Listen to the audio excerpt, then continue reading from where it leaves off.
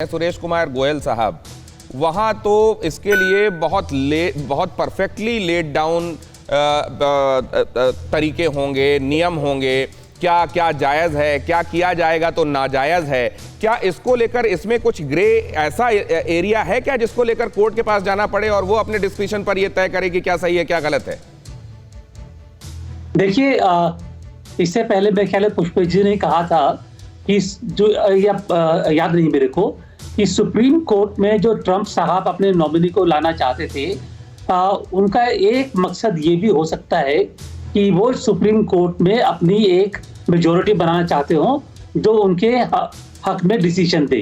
तो पहली बात तो यह है कि कोई भी प्रोसेस ऐसा नहीं है कि बिल्कुल ब्लैक या वाइट हो, हर एक में ग्रे एरिया होता है। ये अब अगर ट्रंप साहब ये मेरी डेट की जो जस्टिफिएबिलिटी को क्वेश्चन करते हुए सुप्रीम कोर्ट जाते हैं और सुप्रीम कोर्ट में अभी मेजॉरिटी उनके फेवर में है, तो बात यहाँ पे कानून की नहीं है, खाली बात यह है कि जो जज हैं वो उसको किस नजरिए से देखते हैं।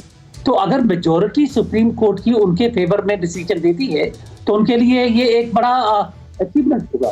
तो बात यह है कि प्रोसेस में हमेशा ग्रे एरियाज होते हैं ये, और यहाँ पर भी ये ग्रे एरियाज हैं। ये पुष्पेश साहब, ये क्यों हुआ? ये जैसा हम चर्चा कर रहे थे कि एवोल्यूशन की जो ये प्रक्रिया रही होगी उसमें जानबूझकर इन ग्रे एरियाज को छोड़ा गया है। ये ग्रे एरियाज इनएविटेबल हैं जिनका चाहकर भी कुछ नहीं किया जा सकता, या जब नॉर्म्स ले डाउन किए जा रहे होंगे इनका ख्याल नहीं रखा गया, या इन नॉर्म्स के बावजूद ये ग्रे एरियाज रहते हैं? आप मुझे एक बार फिर बाबा साहब अम्बेडकर की बात याद दिलाने को मजबूर कर रहे हैं कि उन्होंने कहा था कि कोई भी संविधान पत्थर की लकीर नहीं होता है। किसी भी संविधान में हर चीज का प्रावधान ब्लैक एंड व्हाइट में नहीं किया जा सकता है। इसीलिए संविधानों में संशोधन होते हैं। इसीलिए संविधान में जो संवैधानिक संस्थाएं होती हैं, संवैधानिक अधिकारियों के संगठनों के जो कार्याधिकार क्षेत्र का जुरिसडिक्शन का अलगाव होता है, वो इस पर निर्भर करता है कि उन्हें लागू करने वाले लोग कितने योग्य, कितने ईमानदार और कितने नैतिक हैं। समस्या ये है कि जिस समय अमेरिका का स्वाधीनता संग्राम था या क्रांति थी, उसके बाद जो संविधान का निर्माण हुआ, उसके बाद से आज तक जब वहाँ की गृह युद्ध के बाद हुआ, वहाँ के संविधान में भी संशोधन हुए हैं।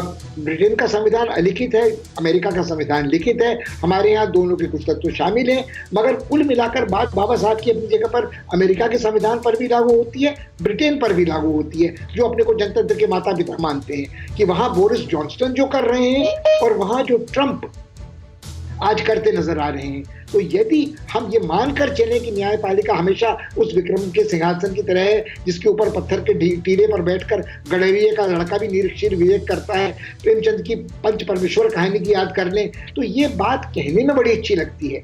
ये बातें नैतिक बड़ी अच्छी हैं जो पाठ्य पुस्तकों में है, मगर जज भी आखिर इंसान होते हैं, उनकी पक्षधरताएं भी होती हैं। और बहुत महत्वपूर्ण बात सर। फिक्र आपकी, सोमवार से शुक्रवार रात 9 बजे सिर्फ TV9 भारतवर्ष पर।